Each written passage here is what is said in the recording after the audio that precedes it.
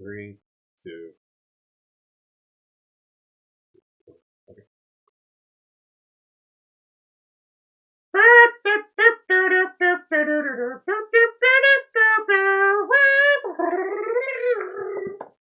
From the TMBC Network, welcome to BadAudiobooks, brought to you by our electronically attached supporters on Patreon. I'm Nick Mazmanian, along with my co-host, Ken Heidelman. Thank you so much for listening to our show about good books read badly. This is a messy, beautiful intro. A beautiful mess. It's a beautiful mess. What's coming off the shelf today? Well, we're diving. We're riding along further with the Hardy Boys and the Tower of Treasure. And if you couldn't tell this morning at the intro, I don't have a tape recorder, so I am the tape recorder today. Well, it happens. But yeah, we're ready to get started. Another episode live on Twitch and YouTube. So if you're watching, follow along and live whenever. We don't have a schedule on this one yet. No, we don't. So it's whenever we go live. But that could change tomorrow. Well, for now it's Wednesdays until we say so. I was about to say until my kid is like, "Hey, mister, I want to go to school." What chapter are we on? We're on chapter 3. What? We had 2 last time. We're moving. I know. We're going at a good clip in this one. Just gotta say. So it's back to the Hardy Boys Tower of Treasure, page 18. Yeah, page 18. We're gonna parody the fuck out of this shit. Oh, man. Chet Morton's... Oh, wait. Traces of the Thief is the title of this chapter. Mm-hmm. Chet Morton's roadster was a brilliant yellow, not easily mistaken, and the Hardy Boys were confident that it would not be difficult to pick up the trail of the auto thief. Do you remember anything that happened in the previous bit? They They rode around motorcycles, they almost got hit by a car, they...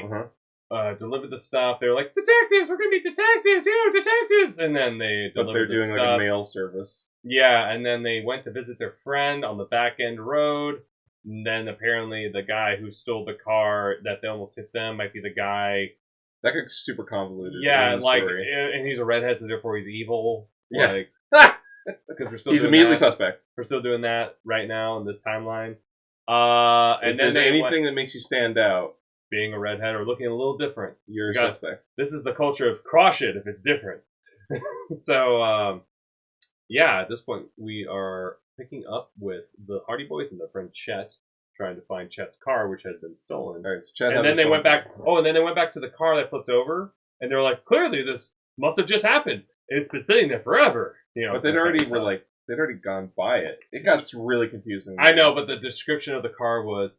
It had been sitting there forever, even though it had just happened, which doesn't make any sense. So we'll figure that out. Yeah, I guess we're just gonna see where it goes. So, and this you're playing Chet. Launched. I am Chet. You are Chet. You picked up Chet. You picked up Chet, and you're Frank. I'm Frank. Whoever the older one is. Yeah. I don't remember what Chet's voice is, so I'm just gonna make it up. Oh no, yeah, this is par for course. We are not one for continuity on this show.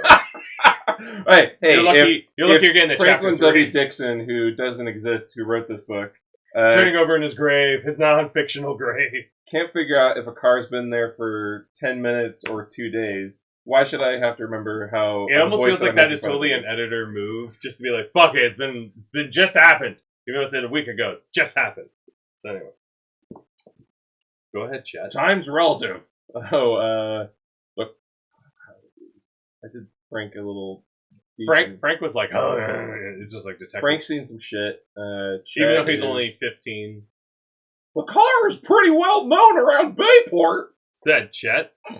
It was certainly a gay-looking speed wagon. I mean, it's not like a bad thing, but it's a good thing.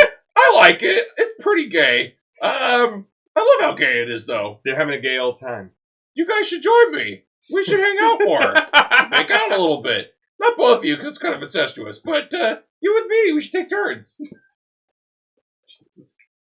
We're going to be very inclusive in this day and age.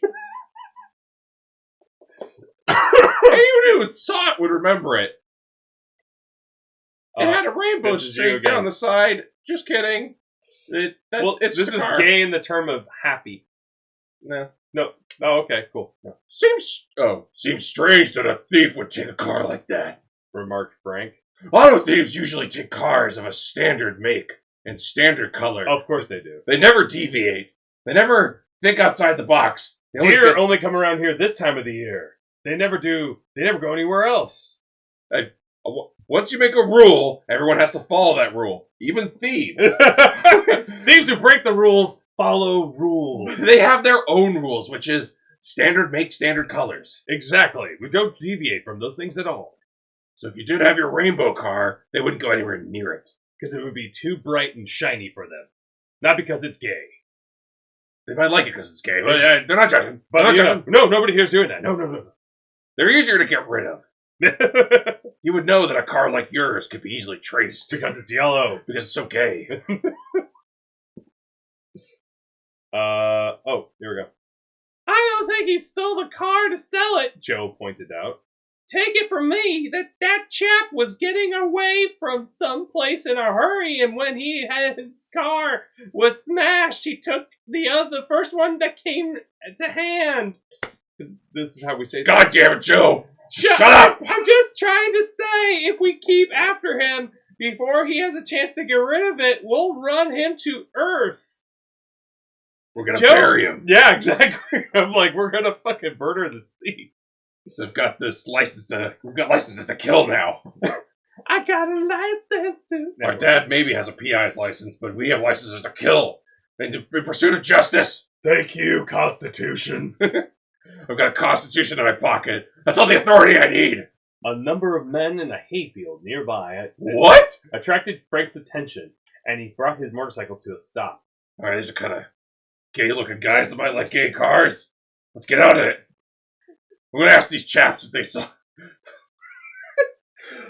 these chapped asses if they saw him pass. I was going to say, all the assless chaps over there. Yes, there you go. All the assless chaps if they saw him pass. Do them chaps.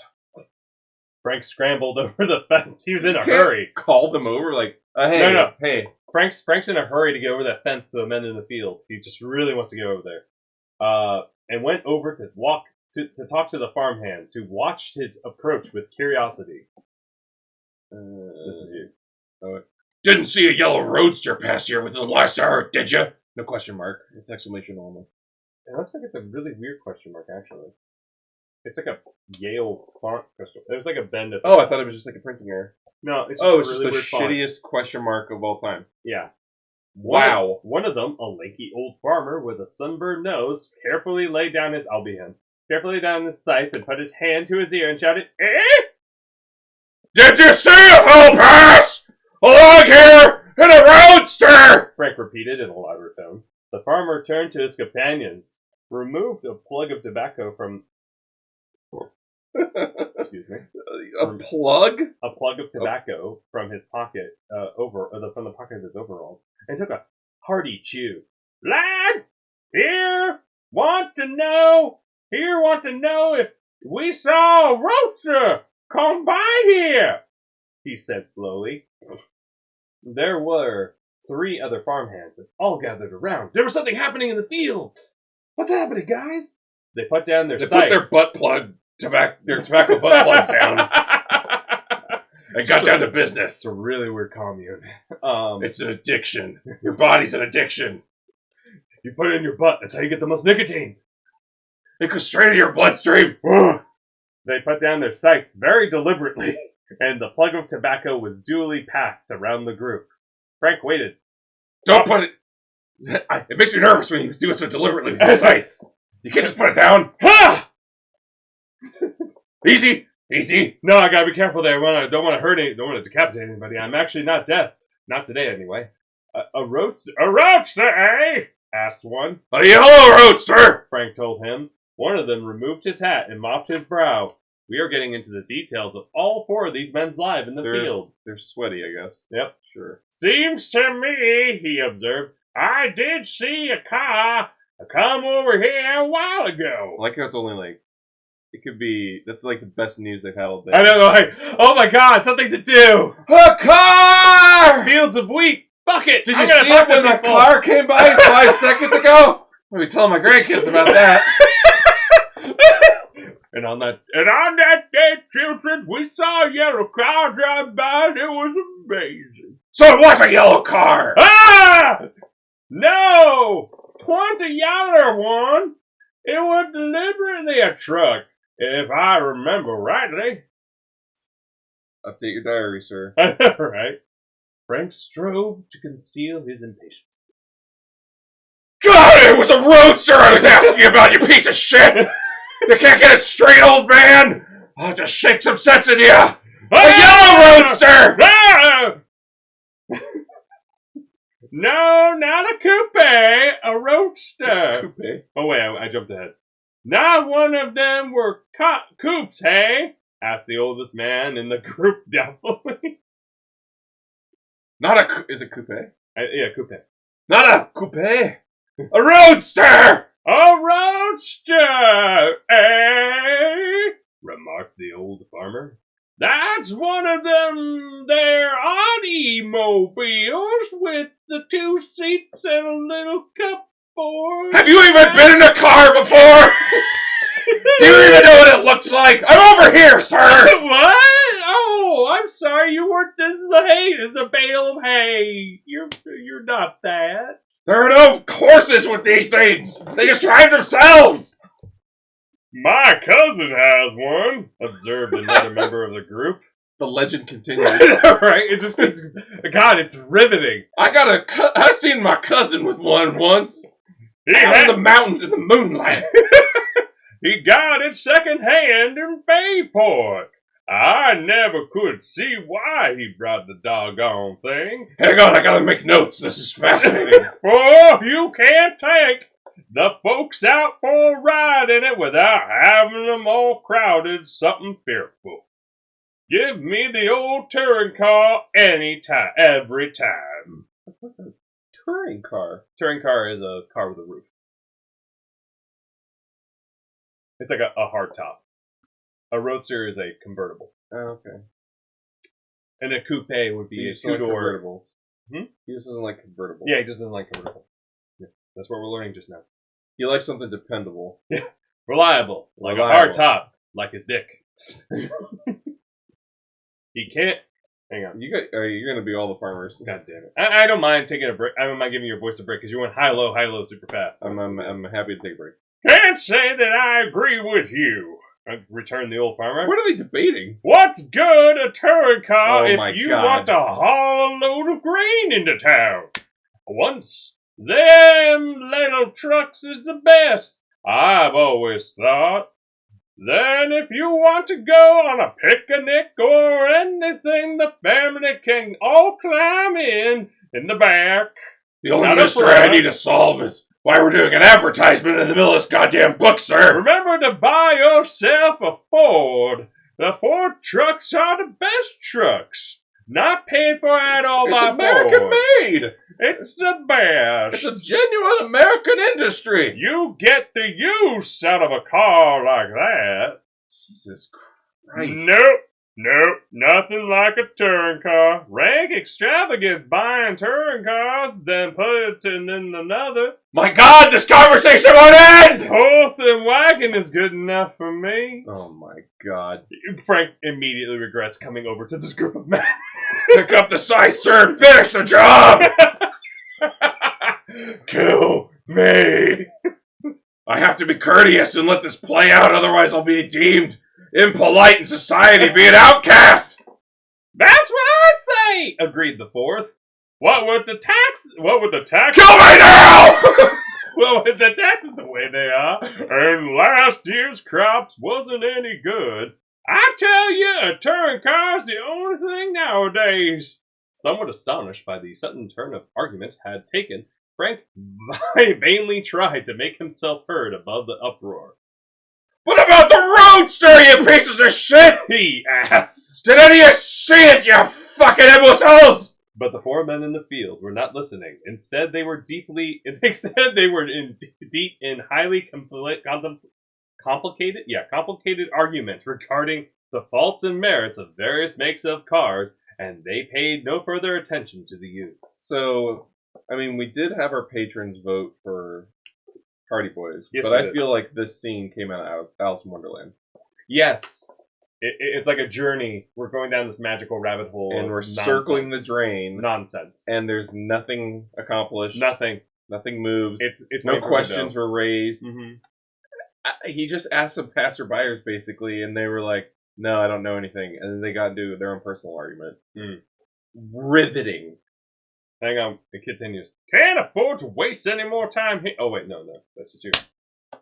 Okay, I thought it was another, like, oh, what no, the fuck coming I thought I was still going to keep Can't going. afford to waste time here with arguing farmhands. Be sure to get yourself an Oldsmobile rocket. Try the new tractors coming out, gasoline powered. Wow, gasoline powered tractors, eh? I don't know, fucking diesel powered.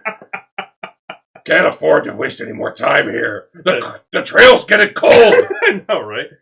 The Thano thief is going to get away, he said to himself and turned away. At the fence, he looked back. Longingly. I know, right? Desperately wanting to be a part of that conversation still. One of the farmhands was shaking his fist beneath the nose of a companion, while the other two were engrossed in heated discussion. Their voices floated across the hayfield in a drowsy summer morning. We're learning so many details about these people who have no names and we will never see again. Never, ever. I hate them.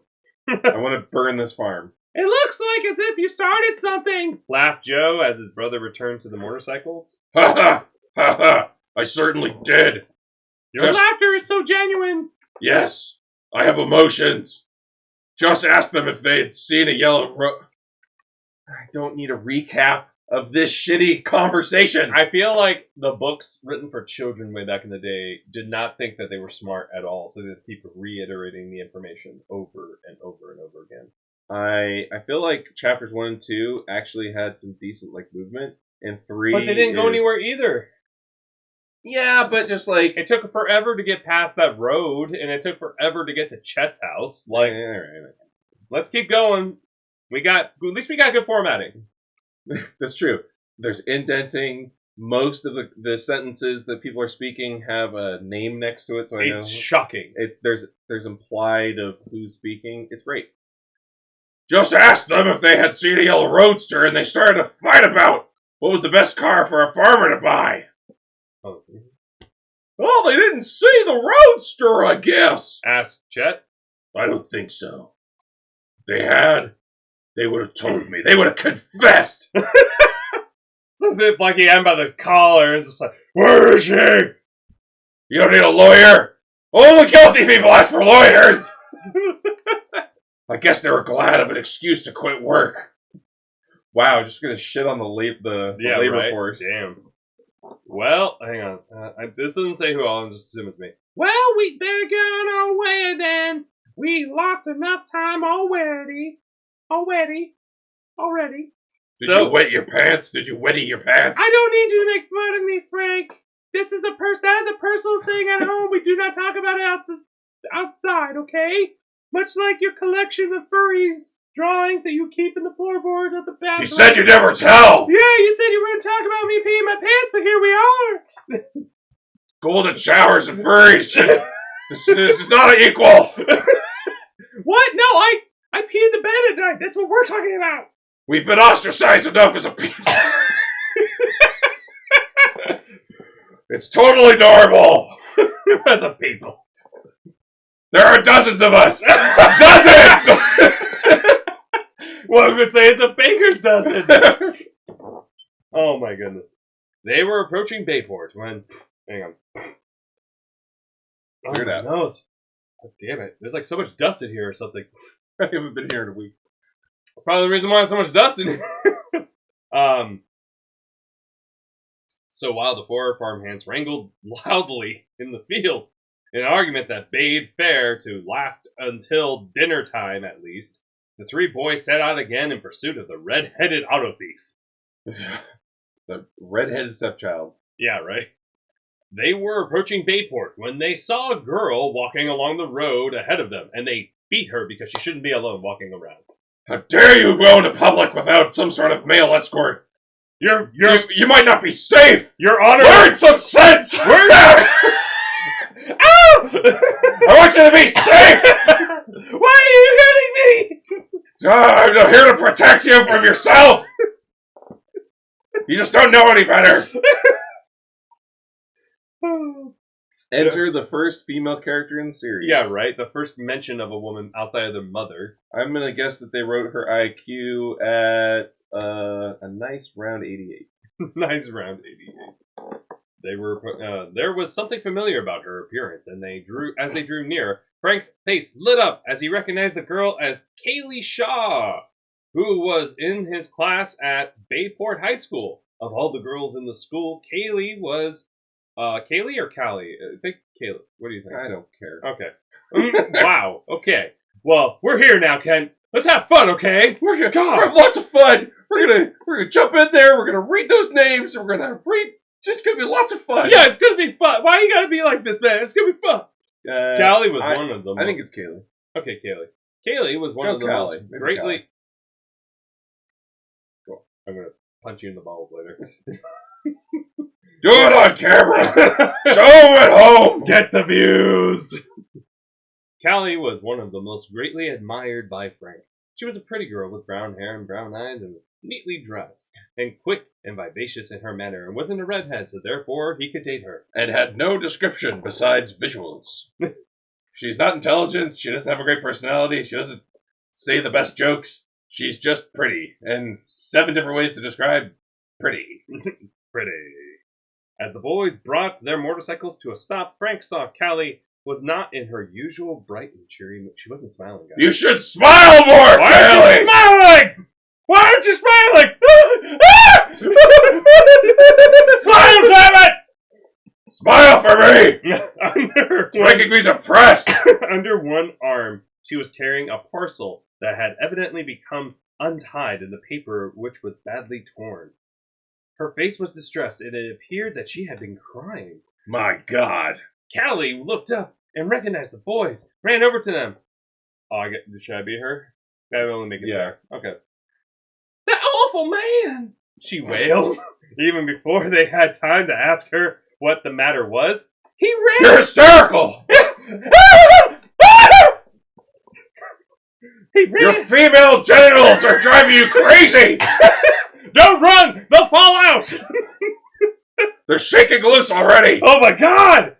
Go back to your house! He ran right over me, my parcel, and smashed it nearly all the cakes and jelly while I was bringing to Miss Willis. Miss Willis! Stop talking and get back to the kitchen! And she did. I just left it while I was bringing these things. She broke loose of her shackles! The shackles of society put on her! We gotta get her back into the slave box! No! It's not kidnapped! No! Alright. You're not empowered! What's the thing for women? The characters when they have... I'm killing them. Yeah, well, are you talking about when a female character has depth? Or No, like that? it's when they can make their decisions. Autonomy? You know, I'm kidding. Yeah, but empower. I mean, is she empowered as a She character? has no. Oh shit! Damn it! It starts with a P, I think. Whatever, fuck it. No, You know the word. No! I went to college! No! It's so usual for me to lose words all the fucking time where I'm like, I know the definition, vaguely. I know exactly what you're talking about. Yeah. And I'm sure someone's She has yelling. no agency. I got it! Agency! Agency! It didn't start with a P! That's okay. So yeah, joke that I ruined.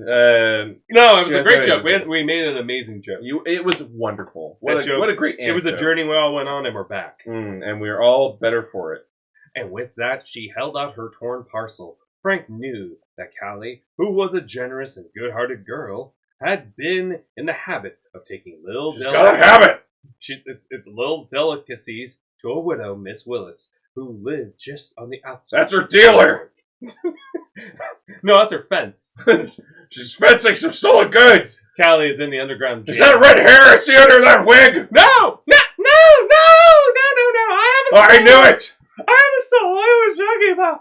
Do you have a soul? I love to eat it. I want your soul! These are black market goods! This is jam! It's just jam! It's not heroin, it's just jam!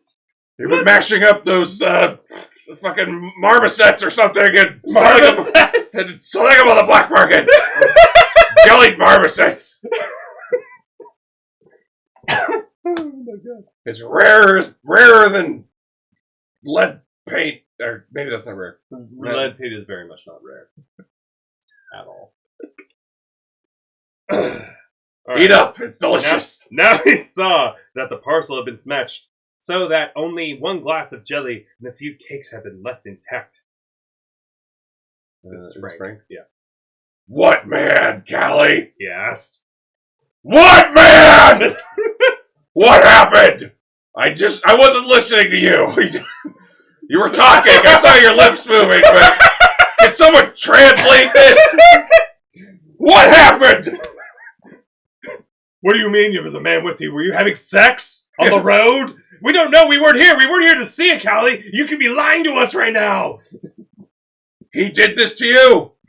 He made you unclean.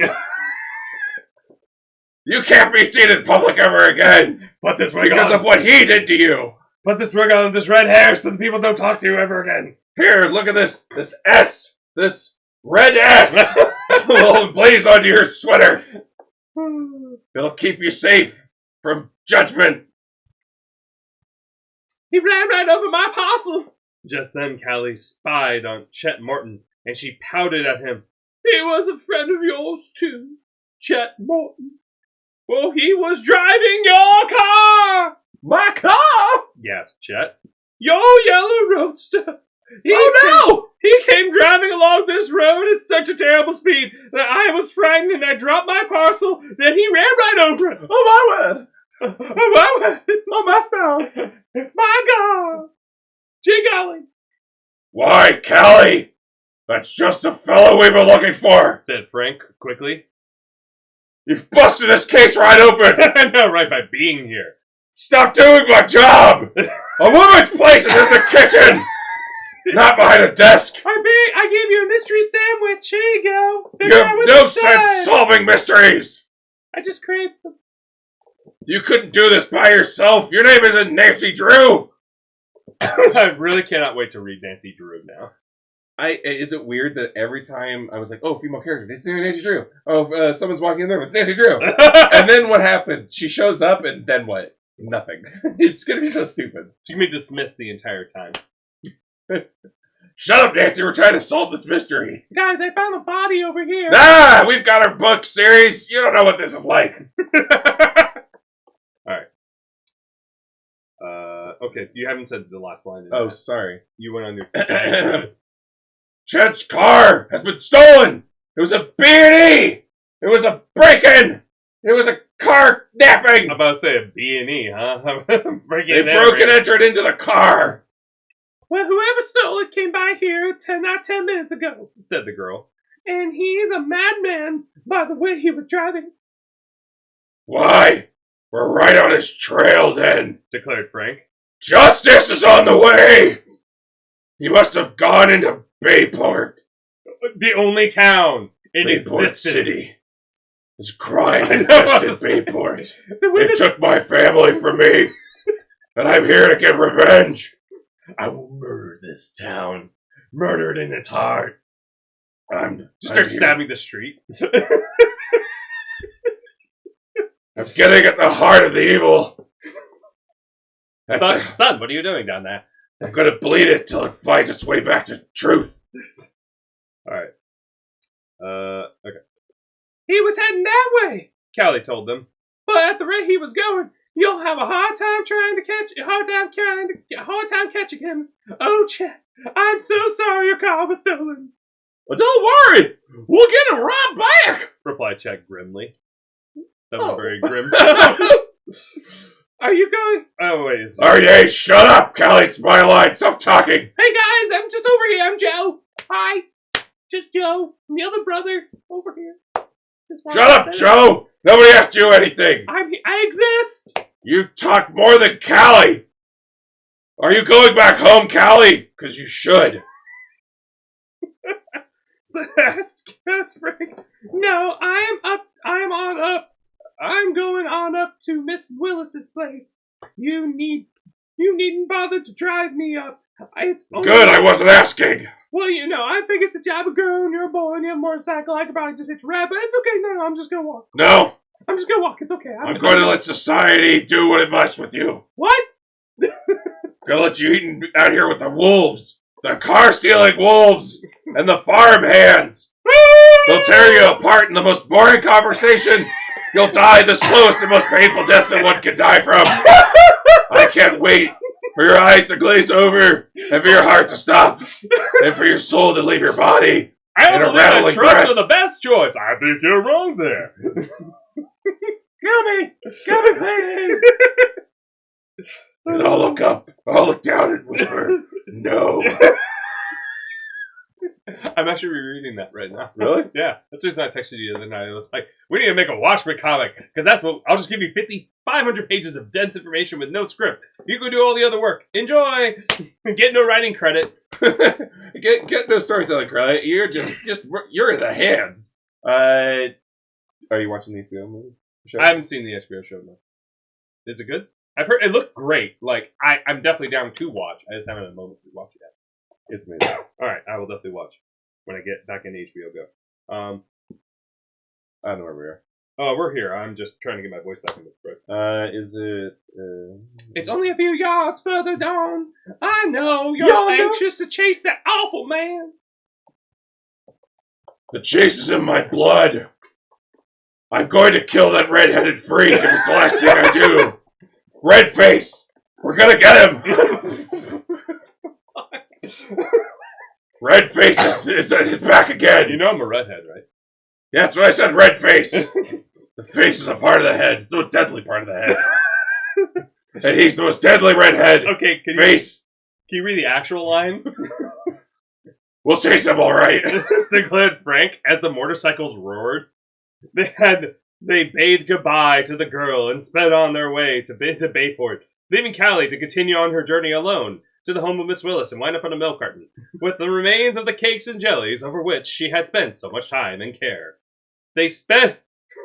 But I love how much information we're getting about these damn cakes and jellies. That are busted. So, just... Busted makes me feel good. Anyway, love it. They sped down the main street of Bayport. I just watched the new one. With the women? Yeah. I haven't seen it yet.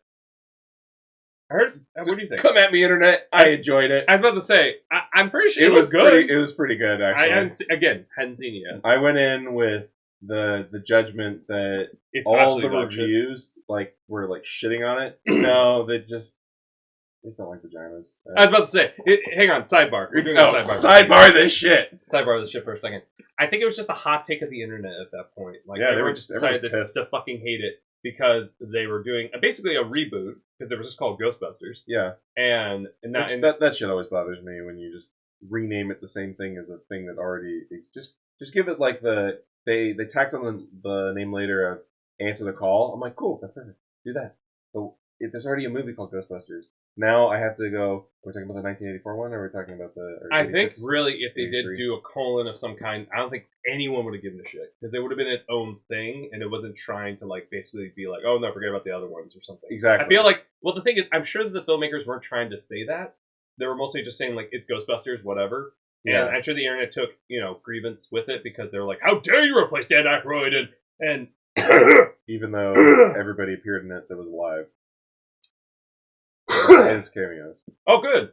You see, that's awesome. It's great. Isn't that nice how that works? Yeah, it's fun. They're passing the torch. You see, this is some bullshit that I'm talking about. Because now they're making a third one with the original crew, minus, obviously, why? They don't have him. They don't have Harold Ramis? Yeah, Harold Ramis.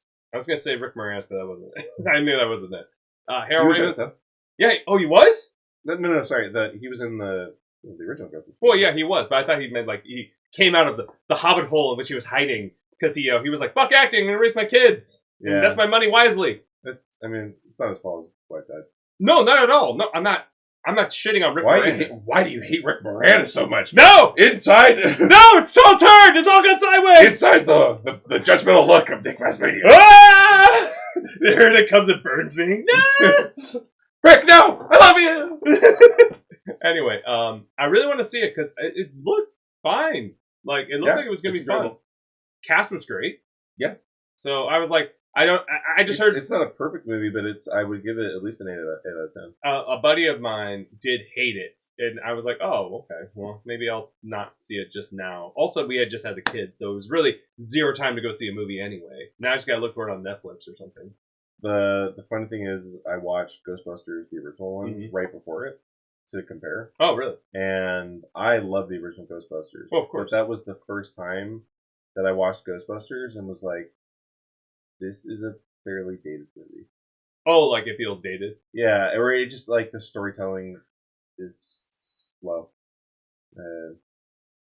It blew my mind. I was like, wow, I don't feel it felt slow to you. Yeah, it felt a little slow, and I was like, I've never had this feeling before watching it. And that was before I watched the sequel. I'm squinting very hard right now. I know. There's a lot of squinting happening.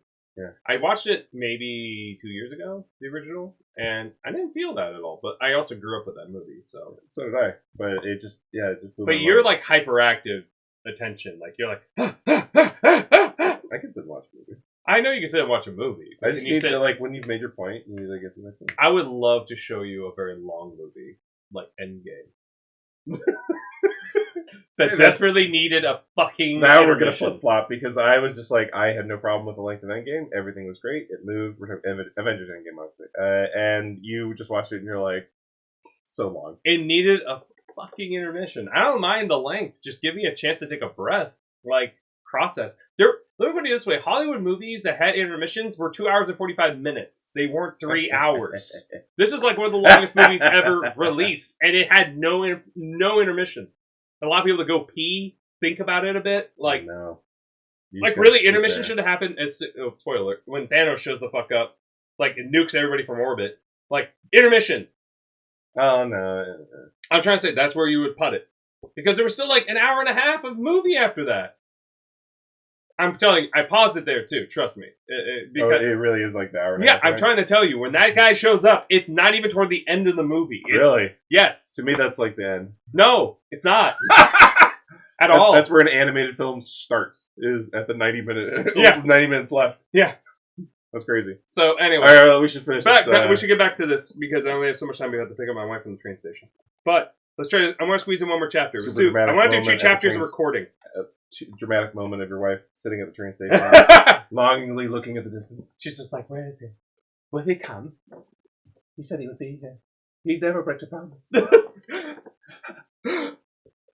All right, where are we? All right, here we go. They bid goodbye.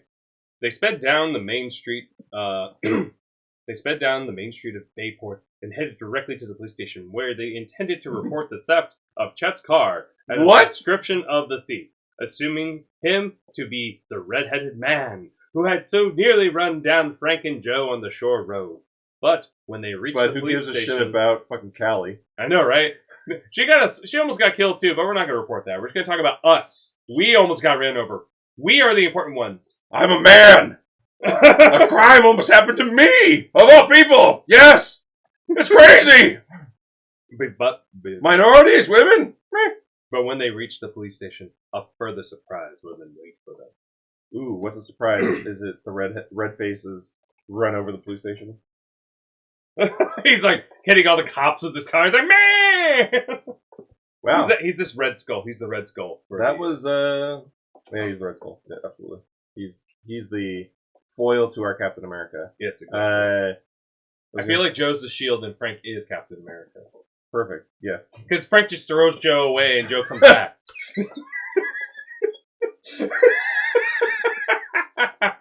Holy shit. Joe, away! Throws him against the wall, he bounces around, and he always comes right back. Exactly how I want him to. Abused, slightly dented maybe, but it's still Joe. And always shielding me from reality. Ah! White people are the same as everybody else! Ah! So, now that we're in between chapters, probably a good time for a little breaky break. I was gonna say, you gotta remix it. Yeah. That's what I'm trying to do. Gotta work on my bad flow. Sorry. Click. So, Kent. So, Nick. I I hear that you have another podcast that you interview comic book people. Yeah. So are they real people, Kent? They are real people, not like Franklin W. Dixon, who's a fictional person and who writes books. It's called Comic Book Workshop Podcast, and it's about making comics. I'm the co-host on that show along with Jason Hammonds. You can go to TMBCworkshop.com to check out the podcast, but it's super fun. We interview creators. Sometimes we'll have discussions, talk about the process of making comics, all about comic craft. And we've interviewed Robert Kirkman, the creator of The Walking Dead. We've interviewed Matthew Rosenberg, the fantastic writer on a bunch of like Marvel books. It's like 4 Kids Who Walk Into a Bank, another one. Lots of really cool creators, lots of talented, not just writers, not just illustrators. Very, very good interviews, by the way. Thank you very much. Appreciate that. But comic professionals, so like editors, anybody that works in comics, I kind of want to talk to on the show. So yeah, thank you so much. You should check it out. You, sir, you've got a laser cut goods business. What's that about? Yes, I do. With the power of lasers, I make things. With the power of light. The power to focus light onto a piece of wood, I make things. Yeah, it's called Renegade Goods. It's you can go to renegadegoods.com. You will find a link to our store on Etsy. We make a large variety of items, from custom-made one-offs like name tags or genre dividers for your bookcases, or our genre dividers, which have fiction, non-fiction, sci-fi, history. I don't remember the genres. Anyway, the point is, we make a bunch of stuff for at home, like light switch plates and plant holders, and adventure, like keychains and key rings and wristbands, and more adventure stuff that will be coming.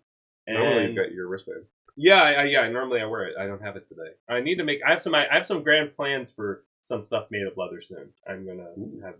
Maybe I'll make my own for you. I saw a design that I want to totally do a rip off of a phone clip, like a belt loop thing made of leather, but then it's got like holsters for pencils. Ooh, yeah. Yeah, no, I was about to say. I was like, I need to make this for Kent because he's like on the move all the time. So I should throw some design ideas at you for leather. Well, I don't really. You've already thrown enough at me for D&D stuff, which is in the pipe. It's just it takes time. So I'm actually. We need to make 5 of you. Oh, and we also started making some journals on our Amazon store. So I'm gonna actually make a link to that on the website. Sweet. Yeah, that's exciting. So should we talk about the last portion of our commercial break, which is the Patreon? Yes, absolutely. The best way to support our show for Bad Audiobooks is to go to our Patreon at patreon.com/BadAudiobooks. There's all sorts of tiers on our Patreon. Tears for Fears, in fact. No. What tier should we talk about today? Well, we haven't talked about the mystery tier in a long time. No, we haven't. Yeah, do you remember the details? Yes, I do. It gets all the benefits of all the previous tiers from... There's a bunch of different ones. I think biography and below. And mystery has the added benefit of being you. Yes, you. Inserted into a story. You. You'll be inserted into the story at random in the background. So we'll be reading about how the Hardy Boys are walking down Bay Street and they pass by Joe Smith, the crackhead, on the corner, shooting up. And we will insert you into You're welcome. Yeah, exactly. In every episode, you will randomly appear. I think it's every episode. It's one episode a week right now. One episode a week. So you'll be in that week's episode. Yeah. So at least one episode a week. But yeah, you will just be inserted randomly into the background. Yeah. And that is our mystery tier, because it's a mystery as to when you will appear. So yeah, you'll become forever immortalized, into the part of the story. You'll be the fabric of Bayport. For better or for worse. The fabulous crackhead and crime of Bayport. Famous crackhead, Joe Smith.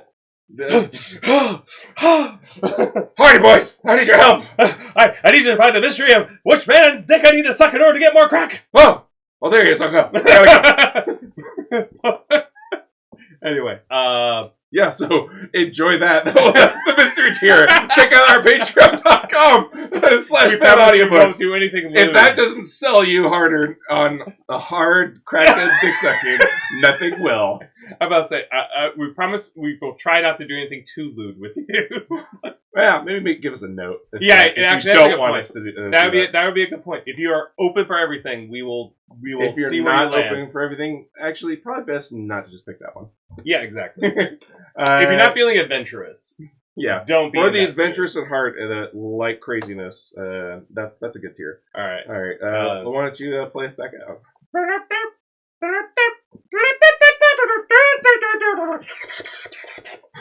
Well, that was a nice segue back into the book. Fantastic. You know, I really have to attribute that creator of that music. He is a beautiful man. Yeah, go download his new album. Mouth Songs. Vacuum Mouth. It's the hot single, Vacuum Mouth. It's a new EP coming out. All right, Chapter 4, The Hold Up. We got time for this? Let's see what we got. We push it to the... Yeah, we can push it to the limit. Push it to the limit. Anyway. Chief Ezra Collig of the Bayport Police Force was a burly, red-faced individual. Open and shut. I know, right? Yep, it was the chief the whole time! Who do we report to when the chief is the thief? Corruption at the highest level! This city needs justice! Frank, calm down. Frank, calm down. You just need to calm down there, Chief. You know, Chief, it's okay. Get my rope. Get my boomerangs. Much given to telling long-winded stories. Usually Collig was to be found reclining in a swivel chair in his office, with his feet on the desk, reading the comic papers or polishing up on his numerous badges. Wow. This is a bad for arresting you. This is a bad for killing you. This is a bad for judging you. But this day something had happened to shake him up out of his customary calm. When the boys went into his office, they found the chief painfully writing in a huge notebook and confronted by 3 excited figures. One of these was Ike Parody, the old ticket seller at the city steamboat office. Oh my god, we have steamboats. We have 4 characters about to enter the scene with the 3 characters that we're doing. Buckle up. I've never had a clusterfuck quite like this. Let's do this. Get ready. The old ticket seller. The others were Detective Smuff.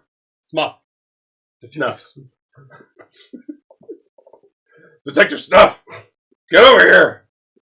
What, Chief? Detective Smuff. You're always so on the job and so alert and quick. Yeah, Chief! I'm ready to go! Let's go! Let's go get this guy! We gotta get everyone! Woo! Did you get any more of those films for me, Detective Snuff? I got them all right here, Chief! Here you go! Here's all the one. Here's one about BD. Here's one about how not to get BD. Here's one how to have BD. And here's one how to make BD. Detective Snuff always makes the best snuff films. Of the police force. And the policeman Con Riley. Both trying their best to look important and composed. Ike Parody. Conman Riley. I know. Conman Riley. Yeah, right.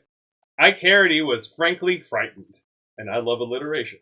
It was plain that something very much out of the ordinary had happened.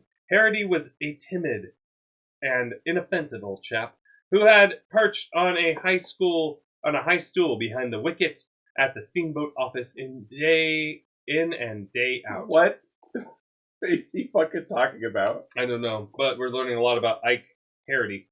For many years, as anyone in Bayport could remember.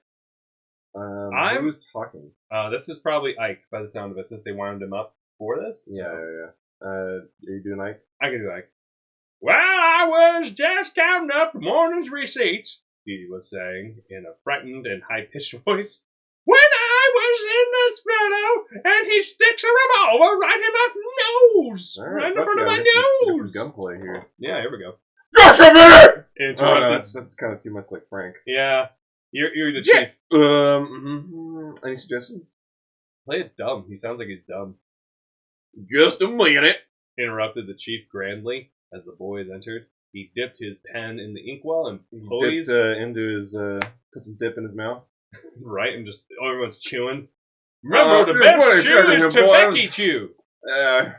Well, come on, heavy here, boys. And poised it in the air as he peered at the lads over his spectacles. Oh, what's the boys doing out here? Can't you see we're busy? I came to... this is Chet. Oh. Just go for it. I came to report a theft, said Chet Morton. My roadster's been stolen. Why was this a roadster that fellow drove up to my office in? Cried Ike Harity. A yellow roadster. You can do Detective Snuff. Smuff. Snuff. Ha! said Detective Smuff. A clue! He immediately fished a notebook out of his pocket and began rummaging around for a pencil. This is you. Oh shit! I saw Detective Snuff. Sorry. Here's the chief. Well, never mind that there, Detective Snuff. Observed the chief heavily. Oh, I'll take any notes that are needed up in here. Detective Smuff dully squelched and put back his notebook in confusion. What fellow? Frank asked. Who drove up to your office in a yellow roadster? The hold-up man! The hold-up man! Declared Harity. I was held up this morning. A fellow tried to steal the steamboat money on me. The steamboat! Toot toot! Here comes Mickey. Is that what you call all those lovely guys and girls that are working in the back for you? The steamboat money? It just comes riding in down the river. Just a smooth, muddy river. Jesus Christ. Bayport's the front and center of human trafficking. Now, just a minute. Demanded the chief. I'm so glad you're doing it in this voice. Well, let me say a word here on the situation. A man drove up a steamboat office. The steamboat office a little while ago and tried to hold up Mr. Harity. But the passenger happened to come into the office just then and, well, a fellow got frightened and ran away. Is that about right? That's right! I'll make a note of it. Okay. Said the chief, suiting the action to the word. But when he scribbled industriously for some time, he raised the pen again and pointed it at Chet. Now you! He observed. Say that. Let me check this again. Stole some yellow roadster on you this morning. It was on your person? It was in my pocket! And where was it? Is it a front pocket or a back pocket? It was my back pocket! That you were keeping this yellow roadster? Yes, sir, from the farm! Well, he was seen just driving in the Bayport just a while ago. The chief made a note of it. And, you? He said, pointing the pen at Harity. Say that hold-up man drove up to the office in a... Is this right? A yellow roadster? That's right, Chief! That's right! The prosecution rests, Your Honor! The yellow roadster was, and now that I come to think of it, I have seen Chet Morton's car before, and it was the spitting image of it. So, if 1 plus 1 goes together, does that perhaps equal a high number?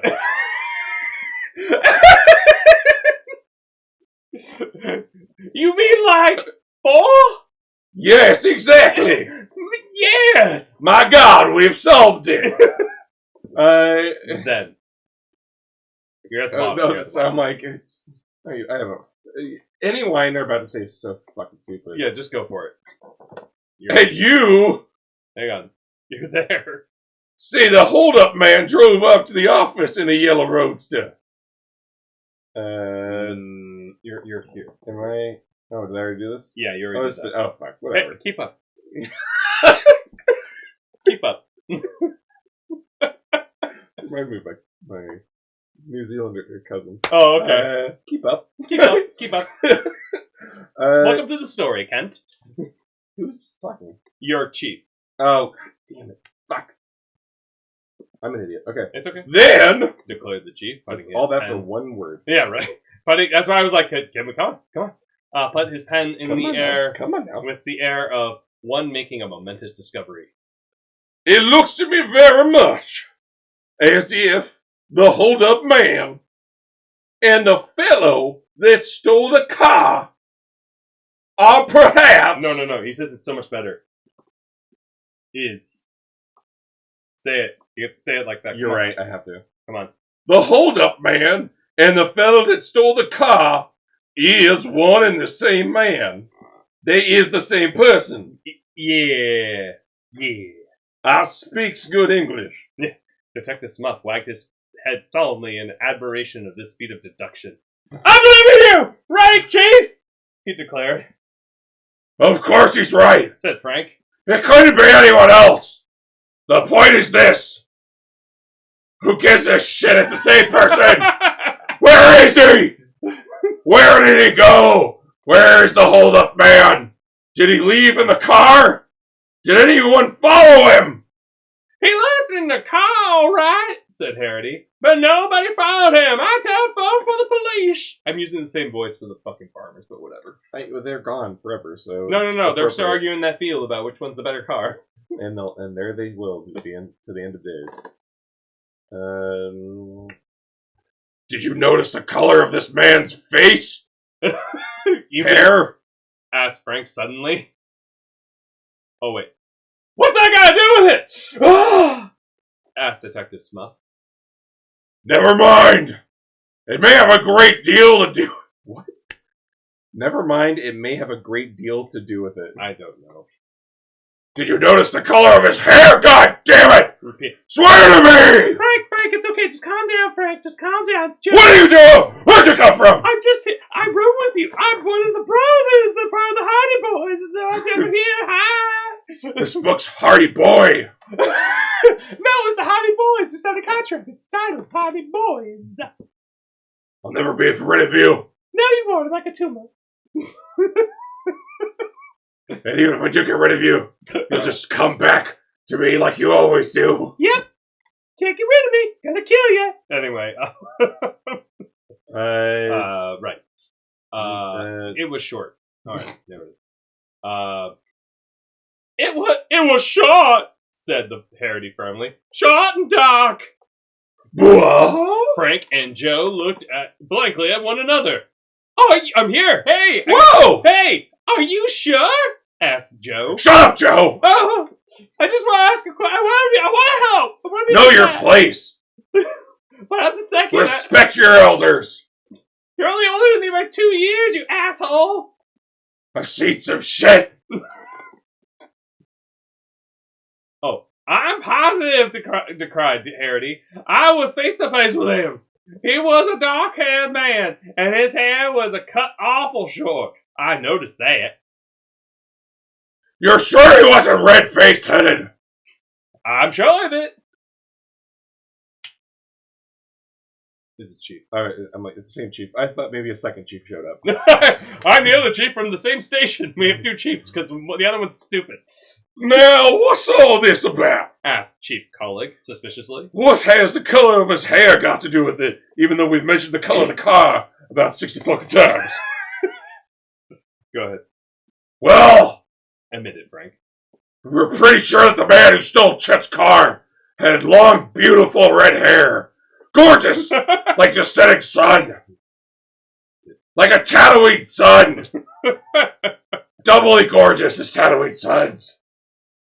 After you. Muttered the Chief doubtfully. Then if that was the case, the man who stole the car and the man who's trying to hold up the office isn't the one and the same fellow after all. What's the deal with that? What's the deal with people driving the same cars and committing crimes? Oh my god. Anyway, see you again. You're here. Is it Frank? Yeah. I don't know what to make of it, confessed Frank. Just then, a short, nervous little man was ushered into the office. He introduced himself as the passenger who had gone into the steamboat office at the same time as the attempted holdup, and he presented himself in answer to a call from the Chief. In reply to questions, the newcomer, who gave the Prozac name of... Are you taking Prozac, sir? I'm just a little old man. Of Henry J. Brown, and said he was from New York, told of entering the office and seeing a man run away from the wicket with a revolver in his hand. What color was his hair? Did you notice? Seriously, he's just pushing that narrative so hard right now. It's like it is racial profiling at this point. I knew it. It was dark red hair. Only the red hair of people who are terrible. I've had 4 witnesses collaborate that you are the one. But I have black hair, sir. That's all I need. You were wearing a red-haired wig. Asked Frank eagerly. I can't say I did, answered the little man. It all happened so quickly. I didn't realize that I was in a holdup until the man was out of the door. And then I saw him jump into the roadster and drive away. But wait a minute, I did notice the color of his hair, just as the car was disappearing down the road. You couldn't have helped notice he was red-headed. He had long red hair. Detective Smuff looked blankly What at a the chief. riveting story! I know. And the chief looked blankly at everybody else, particularly at Henry J. Brown of New York. Oh, this is me. I knew it! Declared Joe exultantly. It's the same man! Now see here, can't be the same man. Said the chief wearily. You boys don't know what you're talking about. Mr. Harody says he had short dark hair. Now how could he have short dark hair and long red hair at the same time? This is what you pay for. You're going to be reading this book, and we're going to go back and forth over trite things. And I'm also a county official. I ask you that. How could it be? Chief Kulik propounded... Pop all those peas into the microphone. Propounded this query with the expression of one who has triumphantly settled all difficulties. He had short dark hair, said Harody doggedly. And I'm sure he had long red hair, shouted Henry J. Brown, who very indignantly. Do you think I'm blind? Do you think I tell a lie about that? He had dark hair. It was red. It was dark. It was. Stop it, commanded Chief Kulik. I don't think either of you know what kind of hair he had. Probably he was bald-headed. Do Harry Carey voice. You can do it. You were almost... Come swim! Come swim! You were doing it earlier. You were kind of... He was probably bald-headed. But I'll send word on to keep watch for the Yellow Roadster. Let's from first place to second. I'll notify the police in the dugout. I guess that's all we can do for now. We'll go for the double play. And with that, the Hardy Boys and Chet Martin had to be content. When they left the office, it was with a little hope that the thief or the car would be found. Their misgivings could be justified. That when they returned to see Chief Kulik that night, they learned that no word had been received concerning the Yellow Roadster. For any of the seriously, they'll never find a Grand Theft Auto like that. It's very rare when they do, so statistically this is correct. Okay, yeah. And the mystery was never solved. That end. Yeah, right? Seriously, hang on, let me wrap it up. Yellow Roadster from any outlying towns or villages, and that despite a diligent search conducted by Detective Smuff and other members of the Bayport Force, all 4 of them, the Roadster had not been located in the city. The end of that chapter. Woo! Alright. 2 down again. Yeah, that's pretty good. Well, these are good lengths. Like we're able to tackle them pretty well. I dig it. Yeah. So that was a stupid set of 2 chapters. Oh, it was completely ridiculous. Not only did nothing happen, we still aren't at the fucking tower treasure yet, by the way. Can we talk about how we're nowhere near the mystery that is? That's right, there's tower somewhere. So at some point, we're going to run into a treasure. fucking tower. And maybe treasure. The Roadster's the treasure. It's just buried underneath. Not how I thought the story was going to go. You know, that or the redheaded wig is the treasure, because then it just makes them so hot and vivid. Well, we'll definitely have to get in this more to this with the between the stacks. Yeah, we'll do it some more analysis. So head on over to Patreon to hear the rest of that shit. Let's start exiting out. Thank you so much for listening. Please like and subscribe, follow, whatever the fuck the button is. Hit that shit. Best way to support the if you want to do a review. Do you want me to do this? Yeah, my voice is kind of... Yeah, I noticed. If you want to support this show, the best way to do that is to leave us a review on Apple Podcasts or anywhere where you listen to your podcast. But we only check the Apple Podcast one because it's. But we don't listen to them. Well, I just don't know how to look up reviews on any of the platforms. I look at them. Yeah, there's a million platforms. There's a bunch of platforms. They all have different reviews. The point is, if you leave us a review on any platform you listen to, that would be fantastic. We will actually read the reviews on Apple Podcasts aloud. And we should check that. We should check that. Make sure that we don't have a new one. And while you do that, I'll desperately try to wrap this up. Okay. As I fight for my throat. Just don't go heavy into the pink with the voices. I'm too late. Yeah. So while he's looking up to see if we have any reviews, the great way to support the show is those reviews. Mm-hmm. The very best way, though, is the Patreon. Yes. So head on over to patreon.com/BadAudiobooks and check out the tiers there. That's pretty much it. If you want to follow the show, you can get over to our Instagram at BadAudiobooks. We do all sorts of fun shit there. And then Nick has a Instagram that you should follow that's super cool. It's at RealHumanMaz. He posts all cool kind of pictures. What else posts in there? Nothing new.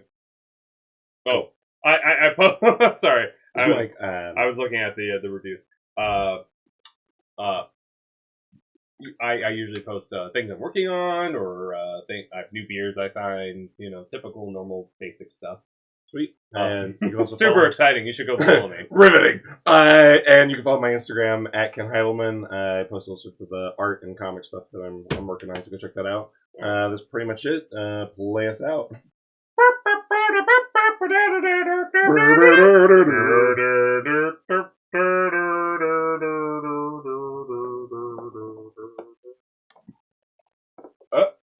I need to exit the. Oh no, we're still live. There's extra content nobody knows about. Bye.